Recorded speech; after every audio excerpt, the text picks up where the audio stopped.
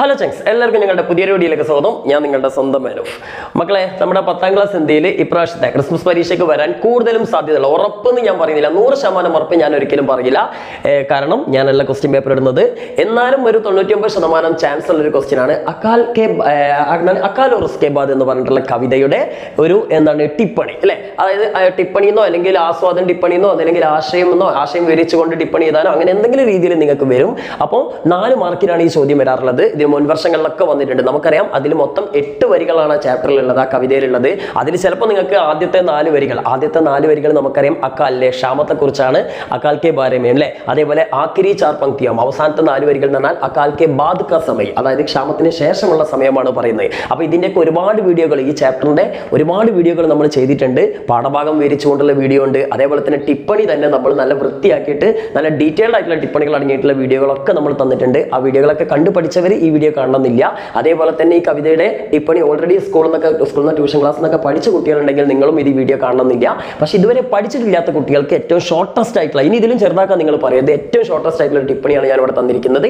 ഇത് എഴുതിയാൽ തന്നെ നിങ്ങൾക്ക് ഫുൾ മാർക്ക് കിട്ടും. നിങ്ങളുടെ സ്കൂളിലെ ടീച്ചർമാർ ഫുൾ മാർക്ക് ഇട്ട് തരുമെന്ന് എനിക്കറിയില്ല. പക്ഷേ പബ്ലിക് എക്സാമിന് എന്തായാലും നിങ്ങൾക്ക് SLC എക്സാമിന് 100% ഉറപ്പാണ് ഇതിന് എന്തായാലും ഫുൾ മാർക്ക് കിട്ടും. കാരണം അത്യാവശ്യം എല്ലാ കാര്യങ്ങളും ആ ചാപ്റ്ററിലെ എല്ലാ കാര്യങ്ങളും ഷോർട്ടായിട്ട് ഇതിൽ കൊടുത്തിട്ടുണ്ട്.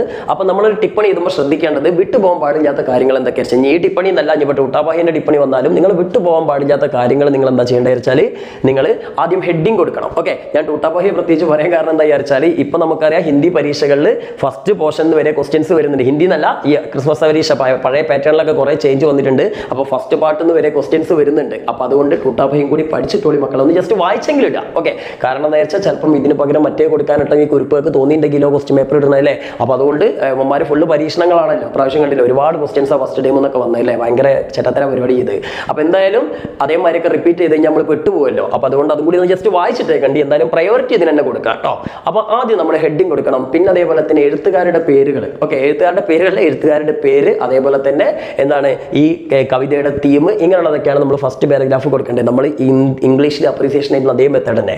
രണ്ടാമത്തെ വരിയിൽ നമ്മൾ നമ്മുടെ തന്നിരിക്കുന്ന വരികളുടെ മീനിങ് ആണ്. പിന്നെ അവസാനമായിട്ട് നമ്മുടെ തന്നിരിക്കുന്ന ആ കവിതയെ കുറിച്ച് നമ്മുടെ ഒരു അഭിപ്രായം 1-2 വാക്കുകളിൽ ഒരു പാരഗ്രാഫ് ആക്കി തിരിക്കുക എന്നുള്ളതാണ് അതിന്റെ രീതി. പക്ഷെ ഞാനിവിടെ തന്നിരിക്കുന്നത് ആ കവിതയിലെ മൊത്തം ഒരു ആസ്വാദനക്കുറിപ്പാണ്. അപ്പൊ ഏത് വരി വന്നാലും നിങ്ങൾ തന്നെ എഴുതിയാൽ മതി. അപ്പൊ നമുക്ക് നോക്കാം, ശ്രദ്ധിക്കുക.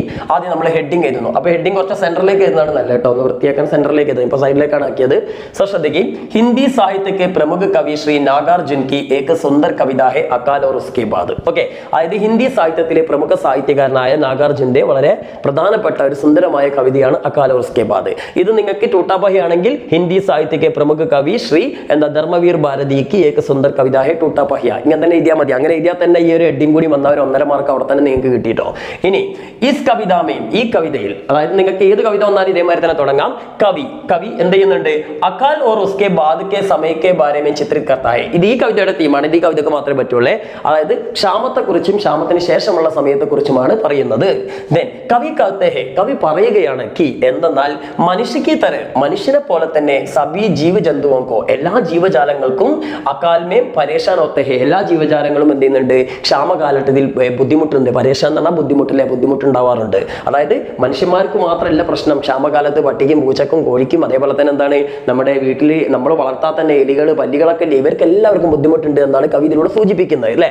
ദെൻ യഹാം ചുൽഹ ഓർ ചക്കി കെ ഭാവോം കോ ബി കവിനെ ദിക്കായാ ഹെ. ഇവിടെ ചുൽഹ എന്ന് പറഞ്ഞാൽ അടുപ്പ് എന്നാണ് അർത്ഥം, ചക്കി എന്ന് പറഞ്ഞാൽ ആട്ടുകല്ല് അല്ലെങ്കിൽ അരക്കല്ല് എന്നൊക്കെയാണ് അർത്ഥം അല്ലേ. അപ്പോൾ അടുപ്പിന്റെയും ആട്ടുകല്ലിന്റെയും വീട്ടിലുള്ള 2 നിർജീവ വസ്തുക്കളാണ് അല്ലെ. ഈ നിർജീവ വസ്തു, ജീവനില്ലാത്ത വസ്തുക്കളുടെ വരെ ഭാവങ്ങൾ ആര് കാണുന്നുണ്ട്, കവി കാണുന്നുണ്ട്. കവിനെ പറയുന്നുണ്ട് തുടക്കത്തിൽ തന്നെ കൈ ദിനോ തക്ക് ചക്കിയിലോ രഹി ഉദാസ് ചുൽഹാരോയ എന്നൊക്കെ പറഞ്ഞിട്ടില്ലേ. അതായത് കുറെ ദിവസങ്ങളായിട്ട് അരക്കല്ല് കരയുകയാണ്, ഉദാസീനനായിരിക്കുകയാണ്, ആട്ടുകല്ല് പിന്നെ അടുപ്പ് കരയുകയാണെന്നൊക്കെ പറഞ്ഞിട്ടാണ് നമ്മുടെ കവി തുടങ്ങുന്നത് തന്നെ അല്ലേ. അതായത് ഗർമേ ഭോജൻ നഹിത്തല്ലേ, വീട്ടിൽ എന്തില്ല, ഭക്ഷണമില്ല. സോ യേ ദോനോക്കോ, അതായത് ചക്കി ഓർ ചുൽഹാക്കോ കോയി ഉപയോഗ നഹിലേ, ഉപയോഗമില്ല. അതുകൊണ്ട് എന്താ ദുഃഖി ഹുയല്ലേ, 2 പേരും ഭയങ്കര സങ്കടത്തിലാണ്. അത് കാണിച്ചുകൊണ്ടാണ് കവി തുടങ്ങുന്നത്. ഇതിനെന്താ ഭൂക്ക് കി കാരൻ, വിശപ്പ് കാരണം, ഏക് ഭൂക്ക് എന്ന് പറഞ്ഞാൽ വിശപ്പ് എന്നർത്ഥം. വിശപ്പ് കാരണം ഏക് കാനി കുത്തിയ, ഒരു ഒറ്റ കണ്ണുള്ള നായ ചുൽഹ ഓർ ചക്കി കെ പാസ് പ്രതീക്ഷ സെ സോ രഹി ഹെ, ഈ അടുപ്പിനും അരക്കലിനും അടുത്ത് വളരെ പ്രതീക്ഷയോടെ ഉറങ്ങിക്കൊണ്ടിരിക്കുന്നുണ്ട്. ദെൻ കീടം കോന്ന മിൽനേത്തോ, കീടങ്ങളെ കിട്ടാത്തത് കൊണ്ട് മില്ലാതെ കിട്ടുക കേട്ടോ. ചിപ്കലിയോ പരേഷാൻ ഹോക്കർ, ചിപ്കലിയോ എന്ന് പറഞ്ഞാൽ പല്ലികൾ, പല്ലികൾ പരേഷാൻ ഹോക്കർ പരിഭ്രാന്തിയോട് കൂടിയിട്ട് എന്ത് ചെയ്യാണ് ദീവാരോं पर गश्त करते हैं ദീവാരം എന്ന് പറഞ്ഞാൽ നമ്മളെ വാൾ ചുമരികളിലും ഇങ്ങനെ അങ്ങോട്ടും ഇങ്ങോട്ടും ഗസ്ത് करते हैं ഉലാത്തിക്കൊണ്ടിരിക്കുന്നുണ്ട് then ചൂഹേ ബി ഖാനാ ന മിൽനെ കി വജഹ കാരണത്താൽ ഭക്ഷണം കിട്ടാത്തത് കൊണ്ട് ചൂഹേ ബി എലികൾ പോലും എന്ത് ചെയ്യുന്നുണ്ട് ബഹുത് ഹി പരേഷാൻ ഹോത്താ ഹെ വളരെ ബുദ്ധിമുട്ടിലാണ് എന്നാ പറഞ്ഞത്. അപ്പോൾ കുറെ ജീവജാലങ്ങളുടെയും ജീവനില്ലാത്ത അടുപ്പിന്റെയും മരക്കലിന്റെ ഒക്കെ പ്രശ്നങ്ങളാണ് ഫസ്റ്റത്തെ ആ ഒരു സ്റ്റാൻസയിലൂടെ കവി നമുക്ക് വ്യക്തമാക്കി തരുന്നത്. ഇനി അവസാനത്തേക്ക് വന്ന എന്താ പറയുന്നത് ജബ് ഗർമേം അനാജ് ആത്തേ ഹെ അനാജ് എന്ന് പറഞ്ഞാൽ ധാന്യം എന്നാണ് അർത്ഥം. അപ്പൊ എപ്പോഴാണോ വീട്ടിൽ അനാജ് ആത്തേ ഹെ ധാന്യം വന്നത് തബ് അപ്പോൾ സബി ഗർവാലോം കെ ആങ്കോമേം വീട്ടിലുള്ള എല്ലാവരുടെയും കണ്ണുകളിൽ വീട്ടിലുള്ളവരുടെ എന്ന് പറഞ്ഞാൽ കണ്ണുകൾ എന്ന് പറഞ്ഞാൽ മനുഷ്യന്മാരുടെ മാത്രമല്ല ഈ ജീവജാലങ്ങളുടെ ഒക്കെ കണ്ണുകളിൽ എന്തായി ചമക്കുടിനെ ലക്തി ഹേ പ്രകാശം പകരക്കാൻ തുടങ്ങി കണ്ണുകൾ തിളങ്ങാൻ തുടങ്ങി എന്ന് പറഞ്ഞാൽ സബ് ഖുഷി ഹോഗയിലെ എല്ലാവരും സന്തോഷിക്കാൻ തുടങ്ങി. ഗർമേ ദ്വാം ദേക്കർ വീട്ടില് പുക ദ്വാം എന്ന് പറഞ്ഞാൽ പുക എന്നാണ് അർത്ഥം അല്ലെ. പുക കണ്ടപ്പോൾ എന്താണ് കൗവബി ഖുഷീസെ അപ്പിനെ പങ്ക് ഗുജലാനെ ലക്തേ ഹേ കാക്ക എന്ത് ചെയ്യാൻ തുടങ്ങി ഖുഷീസെ വളരെ സന്തോഷത്തോടു കൂടി അപ്പിനെ പങ്ക് പങ്കെന്ന തൂവൽ അല്ലെങ്കിൽ ചിറക് എന്നൊക്കെ അർത്ഥം തന്റെ ചിറകുകൾ എന്ത് ചെയ്യാൻ തുടങ്ങി ഗുജലാനെ ലക്തേ ഹേ കോതി മിനുക്ക് അല്ലെങ്കിൽ ചൊറിയുക എന്നൊക്കെ അർത്ഥം ചിറകൊക്കെ ചൊറിഞ്ഞുകൊണ്ട് ഭക്ഷണം കിട്ടാൻ റെഡി ഇങ്ങനെ നിൽക്കുകയാണ് അല്ലെ. ഇതിനടുത്ത് ഈ കവിത കി ഭാഷ ഈ കവിതയുടെ ഭാഷ എന്ന് പറഞ്ഞാൽ സരൾ ഹേ വളരെ ലളിതമാണ്. ദെൻ യഹ് എക് പ്രതീകാത്മക കവി ഹേ ഇത് വളരെ പ്രതീകാത്മകമായി സിംബോളിക് ആയിട്ടുള്ള ഒരു കവിതയാണ്. അപ്പൊ ഇത്ര എഴുതി കഴിഞ്ഞാൽ മക്കളെ നിങ്ങൾക്ക് ഞാൻ പറഞ്ഞമാര് ഫുൾ മാർക്ക് കിട്ടൂലേ കിട്ടും. ഏത് ടീച്ചർ ആയാലും തരണല്ലോ. നമ്മൾ ഇതിൽ വേണ്ടാത്തൊന്നും എഴുതിയിട്ടൊന്നുമില്ലല്ലോ അല്ലെ. സിനിമ കഥൊന്നും എഴുതി വെച്ചിട്ടില്ലല്ലോ. ദേക്കാ ഹേ പെഹ്ലി ബാർ എന്ന് പറഞ്ഞ സിനിമ പാട്ടും എഴുതി വെച്ചിട്ടില്ല. അപ്പൊ അതുകൊണ്ട് പേടിക്കേണ്ട. അപ്പൊ നിങ്ങൾക്ക് ഫുൾ മാർക്ക് തന്നെ തരണം ചോദിച്ചു വാങ്ങിക്കൊണ്ടിട്ടോ. അപ്പൊ എന്തായാലും ഓക്കെ. അപ്പൊ ഇതുപോലുള്ള ഉടായ്പ വീഡിയോകൾക്ക് ഉടായ്പ എന്ന് പറയുന്നില്ല ഇതുപോലുള്ള ഷോർട്ട് വീഡിയോകൾക്കായിട്ട് നമ്മുടെ ചാനൽ സബ്സ്ക്രൈബ് ചെയ്യുക, ലൈക്ക് ചെയ്യുക, ഷെയർ ചെയ്യുക. അപ്പൊ എല്ലാവർക്കും അടുത്ത വീഡിയോ വരുന്നവരെ ഓൾ ദ ബെസ്റ്റ്.